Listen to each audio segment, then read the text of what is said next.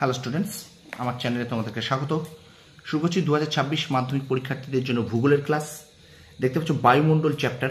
এই যে বায়ুমণ্ডল চ্যাপ্টার থেকে আমি তোমাদের সামনে এখন কি এই অধ্যায় থেকে কি পার্থক্য তোমরা পড়বে তোমাদের সেকেন্ড ইউনিট টেস্ট, স্কুলের টেস্ট পরীক্ষা এবং ফাইনাল এক্সামের জন্য, মাধ্যমিক পরীক্ষার জন্য, সেই পার্থক্যগুলো আমি তোমাদেরকে বলে দেবো। ঠিক আছে, তো চলো শুরুর ক্লাসটি। এই যে বায়ুমণ্ডল অধ্যায় দেখতে পাচ্ছ, প্রশ্ন বলার সাথে সাথে আমি কিন্তু উত্তরগুলো তোমাদেরকে দেখিয়ে দেবো। তোমরা এগুলো অবশ্যই ভিডিওটা পজ করে বা স্ক্রিনশট করে তোমরা কিন্তু এগুলো খাতায় লিখে নিতে পারো। ঠিক আছে, তো চলো শুরু করি। আর অবশ্যই আমার চ্যানেলটাকে ফলো করো, আর আমার চ্যানেল নতুন হলে চ্যানেলটাকে সাবস্ক্রাইব করো, পাশে থাকা বেল আইকনটি প্রেস করে রাখো। দেখো বায়ুমণ্ডল চ্যাপ্টার, এখান থেকে কি শর্ট প্রশ্ন আমরা পড়ব।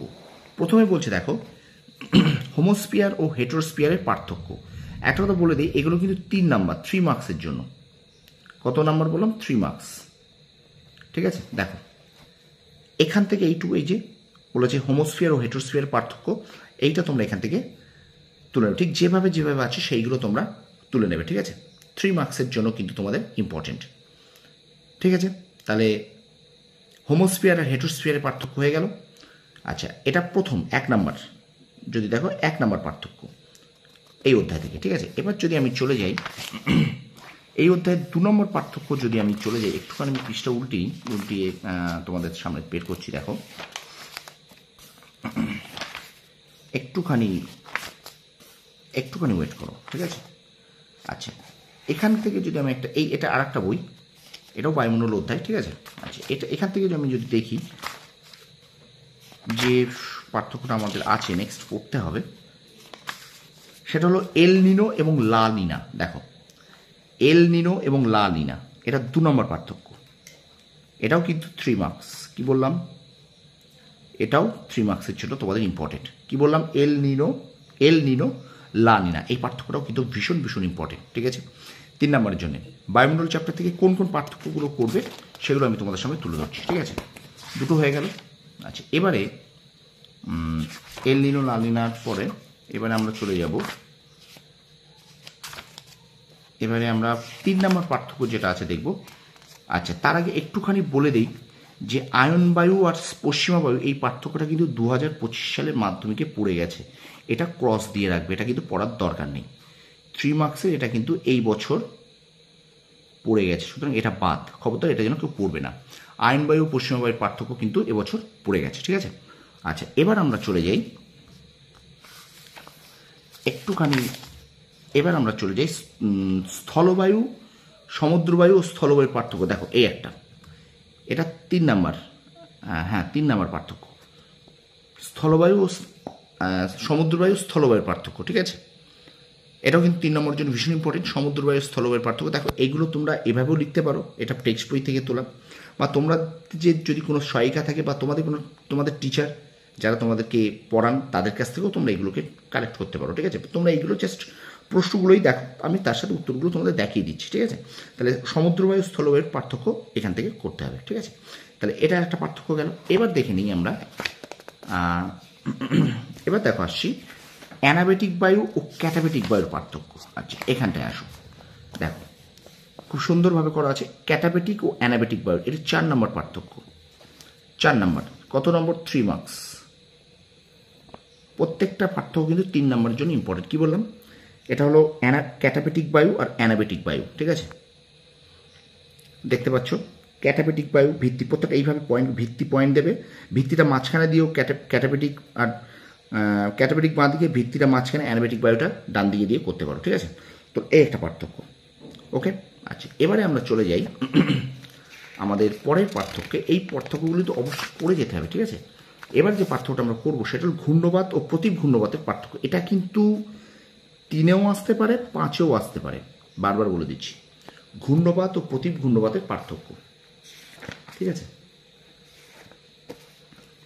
ঘূর্ণবাত ও প্রতীপ ঘূর্ণবাতের পার্থক্য দেখে নাও। এই বইটা থেকেও একটু দেখে নিতে পারো, ঘূর্ণবাত ও প্রতীপ ঘূর্ণবাতের পার্থক্য এই বইটা থেকেও করতে পারো, যেটা খুশি তোমার ইচ্ছা। আমি 2টো বই থেকেই তোমাদের আমি সামনে প্রশ্ন উত্তরগুলো তুলে ধরছি। ঘূর্ণবাত ও প্রতীপ ঘূর্ণবাতের পার্থক্য, এটা দেখো। ঠিক আছে, আর এই একটা বই, এখান থেকেও তোমরা করতে পারো, ঘূর্ণবাত ও প্রতীপ ঘূর্ণবাতের পার্থক্য। ওকে, আচ্ছা এবার আমরা চলে যাই পরের যে পার্থক্য, সেটা হলো ক্রান্তীয় ঘূর্ণপাত ও নাতিশীতোষ্ণ ঘূর্ণপাত। এই একটা পার্থক্য, এটা কিন্তু 3-এর জন্যই দেবে 3 মার্কস। দেখো, ক্রান্তীয় ঘূর্ণপাত ও নাতিশীতোষ্ণ ঘূর্ণপাতের মধ্যে পার্থক্য, ঠিক আছে? ভালো করে একটু দেখে নিতে হবে, ঠিক আছে? শেয়ার করো একটু, স্টুডেন্টস বন্ধুদের মাঝে একটু শেয়ার করো ক্রান্তীয় ঘূর্ণপাত ও নাতিশীতোষ্ণ ঘূর্ণপাতের পার্থক্য। ওকে, আচ্ছা এইবার লাস্ট যে পার্থক্যটা আমরা করব সেটা হলো, দেখো এখানে আছে নিরপেক্ষ বা চরম আর্দ্রতা ও আপেক্ষিক আর্দ্রতার পার্থক্য, এই একটা, এটাও 3 মার্কস। এই পার্থক্যগুলো আমাদের মাস্ট করতেই হবে এটা, ঠিক আছে? কি বললাম? আচ্ছা এখান থেকেও করতে পারো। দেখো, নিরপেক্ষ আর্দ্রতা বা চরম আর্দ্রতা এবং আপেক্ষিক আর্দ্রতা, এটাও কিন্তু 3 মার্কসের জন্য ইম্পর্টেন্ট পার্থক্যটা, ঠিক আছে? একটু ভালো করে দেখে নাও, ভিডিওটা পজ করো বা তোমরা স্ক্রিনশট মেরেও এগুলোকে খাতায় তুলে নিতে পারো, ঠিক আছে? নিরপেক্ষ আর্দ্রতা ও আপেক্ষিক আর্দ্রতা পার্থক্য, ঠিক আছে? আচ্ছা এবারে আমরা চলে যাই নেক্সট যে পার্থক্যটা আছে সেটা হলো কুয়াশা ও ধোঁয়াশার পার্থক্য। দেখো, কুয়াশা ও ধোঁয়াশার পার্থক্য, এটাও কিন্তু 3 মার্কসের জন্য ইম্পর্টেন্ট। কুয়াশা ও ধোঁয়াশার পার্থক্য হয়েছে, এটাও কিন্তু ইম্পর্টেন্ট, দেখে নাও একটু, ভিডিওটা লাইক করো, কমেন্ট করো, ঠিক আছে? আচ্ছা এবারে আসি আমরা আরেকটি পার্থক্য এখানকার, যেটা হলো পরিচলন বৃষ্টিপাত ও শৈলক্ষেপ বৃষ্টিপাত। দেখে নাও একটুখানি এই পার্থক্যটা, পরিচলন বৃষ্টিপাত ও শৈলক্ষেপ বৃষ্টিপাত, এখান থেকেও তোমরা করতে পারো, কোনো অসুবিধে নেই, বা তোমরা এখান থেকেও করতে পারো, কোনো অসুবিধে নেই, ঠিক আছে? তবে এটা কিন্তু 5-এর জন্য ইম্পর্টেন্ট, এখানে 4টে পয়েন্ট আছে, তবে এখানে তোমরা কিন্তু 5টা পয়েন্ট পাবে, 1টা 2টো 3টে 4টে 5টা, এটা বেস্ট হবে তোমাদের এই নোটসটা, অর্থাৎ এটা বেস্ট, এটা 5 মার্কস। দেখো 3 পড়লে 3টে পয়েন্ট দেবে ভিত্তি সমেত, ভিত্তি করে যদি বিষয় দিয়ে দাও, আর 5 পড়লে 5টা পয়েন্ট দিতে হবে, তবে 5-এ 5 পাবে। ছবি দিতে পারলে খুবই ভালো হবে, এখানে যদি তোমরা ছবি দিয়ে অ্যাড করে দিতে পারো, ঠিক আছে?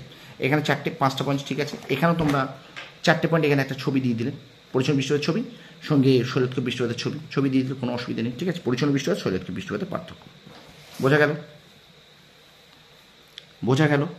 আচ্ছা এবারে আমরা পরের যে পার্থক্যে চলে যাব, সেই পার্থক্যটা লাস্ট পার্থক্য একদম তোমাদের সামনে তুলে দেখাবো, সেটা হলো ক্রান্তীয় মৌসুমী বায়ু আর ভূমধ্য সাগরীয় জলবায়ু। এই পার্থক্যটা একটু করে যেতে হবে। কি বললাম? আচ্ছা আরও, হ্যাঁ আরেকটা আছে, সেটা হলো একটা, দেখো ক্রান্তীয় মৌসুমী জলবায়ু, এই পার্থক্যটা, ক্রান্তীয় মৌসুমী জলবায়ু ও ভূমধ্য সাগরীয় জলবায়ুর পার্থক্য, এই পার্থক্যটা করবে 3 নম্বর, এটাও 3 নম্বর, 3 মার্কস, ঠিক আছে? এটাও 3 মার্কস। আর লাস্ট যে পার্থক্যটা দেখো সেটা হলো এই যে নিরক্ষীয় জলবায়ু ও নিরক্ষীয় জলবায়ু অঞ্চল, ক্রান্তীয় মরু জলবায়ু অঞ্চল, এটাও 3 মার্কস, ঠিক আছে? তাহলে নিরক্ষীয় জলবায়ু অঞ্চল আর ক্রান্তীয় মরু জলবায়ু অঞ্চল, এটাও 3 মার্কস, ঠিক আছে? তাহলে এই পার্থক্যগুলো তোমরা অবশ্যই করে যাও বায়ুমণ্ডল অধ্যায় থেকে। আমি আশা করি এর বাইরে থেকে কোনো পার্থক্য তোমাদের পড়বে না। আমি কিন্তু এখানে পার্থক্য দেওয়ার সাথে প্রশ্নগুলো বলার সাথে সাথে উত্তরগুলোও কিন্তু আমি তোমাদেরকে দেখিয়ে দিচ্ছি, ঠিক আছে? ভিডিওটা কেমন লাগলো অবশ্যই কমেন্ট সেকশনে কমেন্ট করে জানাও। আর আমার চ্যানেলে যদি নতুন হয়ে থাকো অবশ্যই চ্যানেলটাকে সাবস্ক্রাইব করো, পাশে থাকা বেল আইকনটি প্রেস করে রাখো, আর বন্ধুদের মাঝে একটু বেশি করে শেয়ার করো। তোমরা সফল হও, তোমাদের সাফল্য কামনা করি। ধন্যবাদ।